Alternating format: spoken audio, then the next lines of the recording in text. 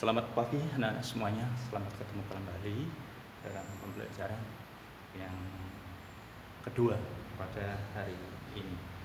Kita masih akan bersama-sama membahas tema 7, sub tema 3, kali ini di pembelajaran 2. Baik anak-anak semuanya, mengawali kegiatan pada hari ini, yuk kita awali dengan berdoa terlebih dahulu bersama-sama. Yuk berdoa, silakan.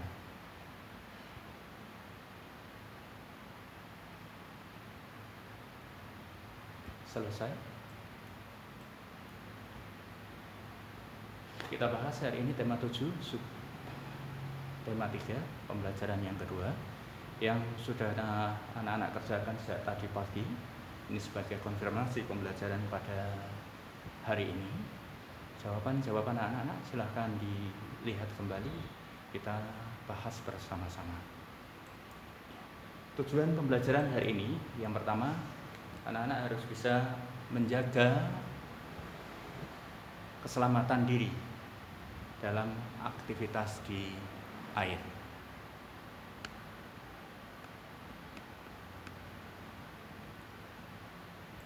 Yang kedua, menjelaskan rambu-rambu keselamatan di air.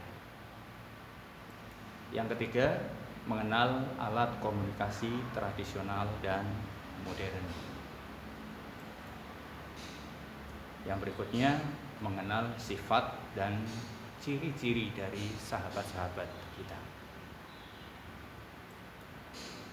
Anak-anak semuanya, mari kita baca teks ini semuanya dalam hati.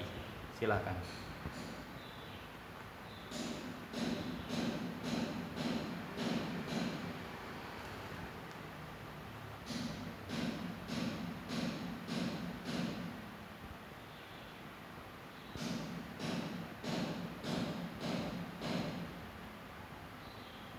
Cukup?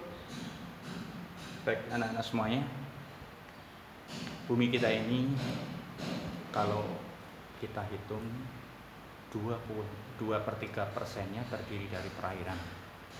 Maka kita mutlak harus bersahabat dengan air. Bahkan Indonesia sendiri, negeri kita ini terdiri dari berpulau-pulau, beribu-ribu pulau yang dipisahkan dengan lautan yang otomatis berupa perairan. Maka anak-anak harus benar-benar bisa bersahabat dengan air. Air itu bisa menjadi sahabat kita, bisa menjadi bermanfaat bagi kita, namun bisa menjadi malapetaka bagi kita. Sehingga anak-anak harus bisa menjaga diri ketika berada di air. Untuk itu anak-anak semuanya, kita harus tahu rambu-rambu atau tanda-tanda yang ada di sekitar kolam renang ketika kita berada di kolam renang ataupun di pantai, ya, kita harus tahu rambu-rambu yang ada itu maksudnya apa. Mari kita pelajari bersama rambu-rambu yang ada itu. Ya, ini tanda kedalaman air di kolam renang. Ini harus hati-hati anak-anak kalau ada tanda ini. Oh, saya belum mampu berenang, ya jangan masuk yang air yang dalam, ngambil air yang dangkal terlebih dahulu untuk belajar. Yang kedua, dilarang mendorong. Ini juga harus diperhatikan betul-betul, jangan sampai gojek di sekitar kolam renang atau di pantai, ya mungkin ya di situ sudah ada tanda melarang mendorong, temannya didorong, jangan, itu bisa berbahaya. Yang ketiga, dilarang terjun. Ini biasanya diletakkan di tempat yang dangkal. Ini sangat berbahaya anak-anak kalau terjun masuk ke dalam air, kepalanya dulu bisa kebentur pada dasar kolam. Ya, gambarnya itu orang masuk ke dalam air tapi kepalanya terbentur ke dalam kolam. Ini menandakan bahwa kolam tersebut adalah kolam yang dangkal. Yang berikutnya, dilarang berlari atau berjalan di tepi kolam renang.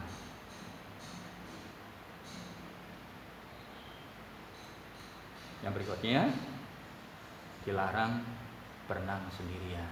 Ya, terutama anak-anak yang belum bisa berenang, jangan coba-coba masuk ke dalam air atau ke dalam kolam renang yang dalam tanpa ditemani oleh orang yang bisa, karena sangat berbahaya. Tadi yang disampaikan Pak Rahmat bahwa air itu bisa menjadi sahabat kita ketika sedikit, ya, menjadi kebutuhan hidup kita untuk minum, untuk mandi dan sebagainya. Tapi ketika menjadi besar, gede buahnya, itu bisa menjadi bencana bagi kita semuanya. Nah, anak-anak semuanya, setelah berenang, Udin dan teman-teman beristirahat sambil membaca buku. Nah, ini yang dibaca oleh Udin. Yuk silakan dibaca semuanya bersama-sama. Silakan dibaca dalam hati saja.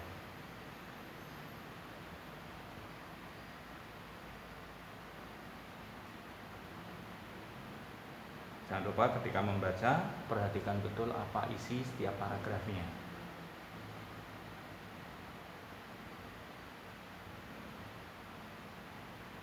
Lanjutkan.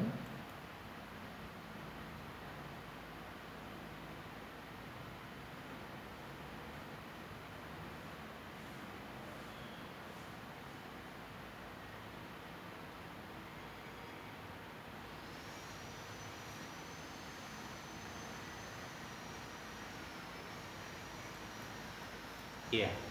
Sekarang setelah dibaca tadi judulnya alat komunikasi tradisional dan modern.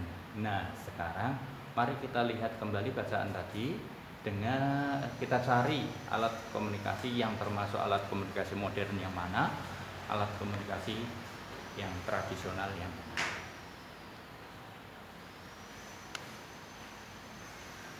Ya, kita bahas yang alat komunikasi tradisional terlebih dahulu.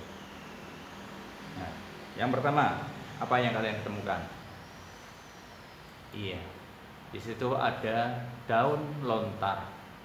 Dimana daun lontar itu dahulu digunakan untuk menulis surat pada zaman dahulu sebelum ada kertas.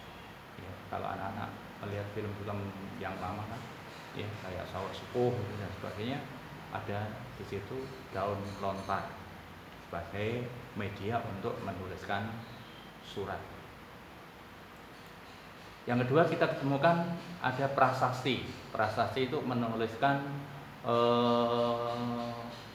sejarah atau tonggak-tonggak sejarah. Ya.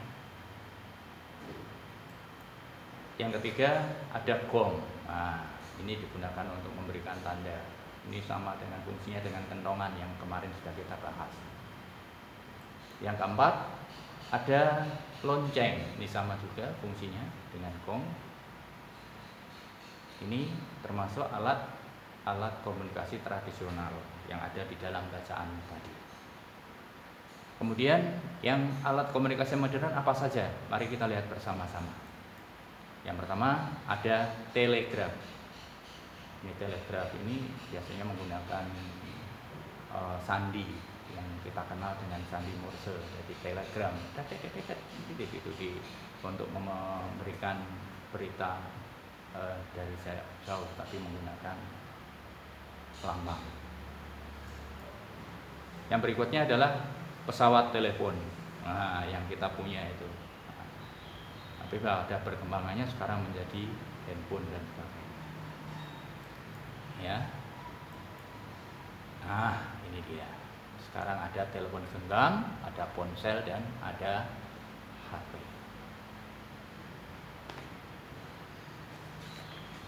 Nah, anak-anak semuanya, sekarang dari sini kita akan belajar untuk melengkapi kalimat. Lengkapi kalimat berikut dengan kata-kata yang sudah tersedia di bawah itu. Ada kata tradisional, ada modern, ada kentungan, ada gong, dan ada ponsel. Kalimat yang pertama, alat komunikasi bla bla bla bla bla digunakan pada masa lalu. Kira-kira apa di sini? Oke, ya baik. Di sini adalah kata tradisional. Jadi alat komunikasi tradisional digunakan pada masa lalu. Yang kedua, kira-kira apa ya? Kita lihat bersama. Kentungan termasuk ke dalam alat komunikasi tradisional. Yang ketiga, lonceng dan apa gini? Oh, kayaknya yang ini. Iya. Lonceng dan gong memiliki fungsi yang sama. Yang keempat, telepon ini berkembang menjadi bla bla bla bla. Nah, kita isi dengan apa kira-kira? Baik, dengan ponsel. Jadi telepon ini berkembang menjadi ponsel. Yang kelima, ponsel merupakan salah satu alat komunikasi modern. Nah, anak-anak semuanya setelah membaca buku, kemudian Udin dan teman-teman berdiskusi. Apa sih sebenarnya mereka diskusikan? Apa sih sebenarnya diskusi itu? Nah, mereka bercerita, mereka berdiskusi tentang isi buku, saling bertanya, saling menjawab, ya. Nah, sekarang diskusi itu apa? Diskusi adalah salah satu contoh bentuk komunikasi. Jadi kalau kita berdiskusi kan ngomong-ngomong dengan teman, nah ini yang dinamakan komunikasi. Namun anak-anak ketika berdiskusi, ya kita harus bisa saling menghargai. Pasti punya gaya yang berbeda-beda. Benny memberikan pendapat dengan santun tentang alat komunikasi sederhana yang masih dapat dipakai hingga saat ini. Sedangkan Edo menanggapi dengan penuh semangat. Udin menjadi pendengar yang baik, sambil sesekali memberikan tanggapan. Nah, gaya Udin, Benny dan Edo saat melakukan diskusi itu berbeda-beda. Namun mereka tetap berdiskusi dengan baik. Nah, apa sebabnya bisa berdiskusi dengan baik? Karena mereka sudah saling mengetahui, saling paham sifat dan apa ini? Sifat dan kebiasaannya. Nah, oleh karena itu anak-anak, mari kita cermati sifat dan kebiasaan teman kita. Nah, sifat-sifatnya itu seperti apa sih? Ada apa saja sih? Mari kita lihat bersama. Di sini ada jenis sifat sopan.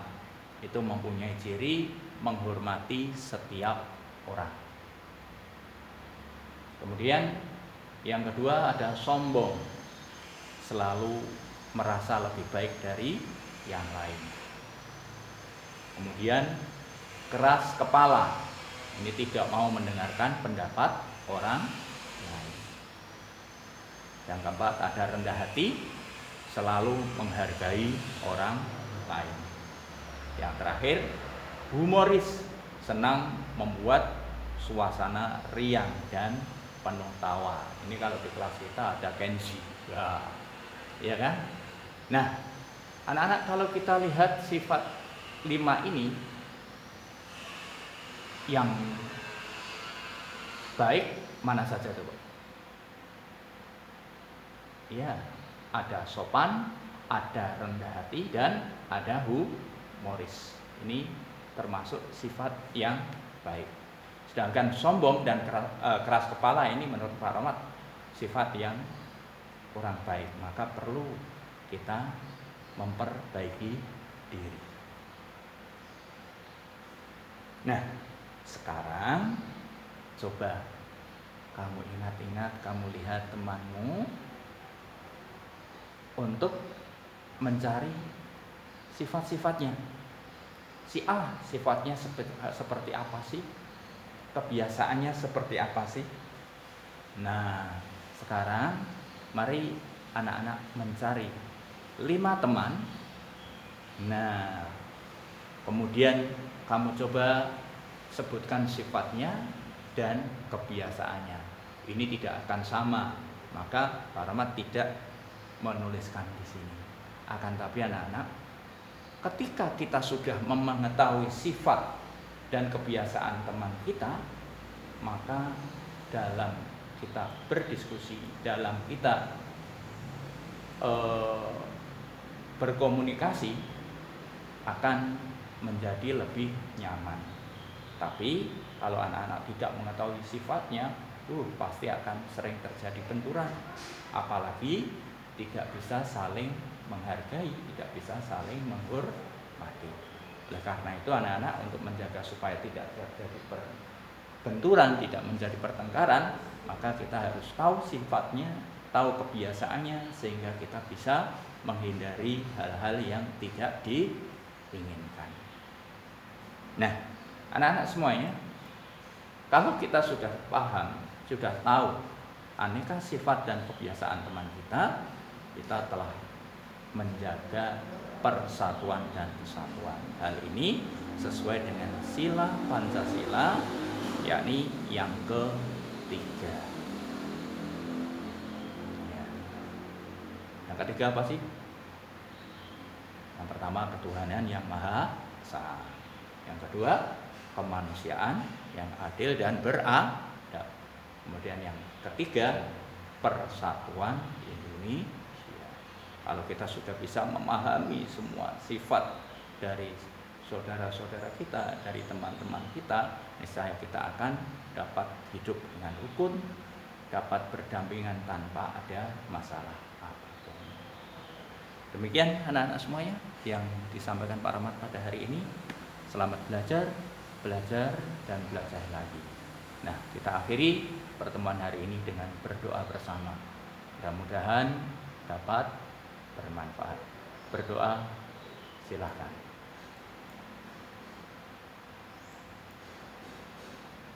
Terima kasih. Assalamualaikum warahmatullahi wabarakatuh.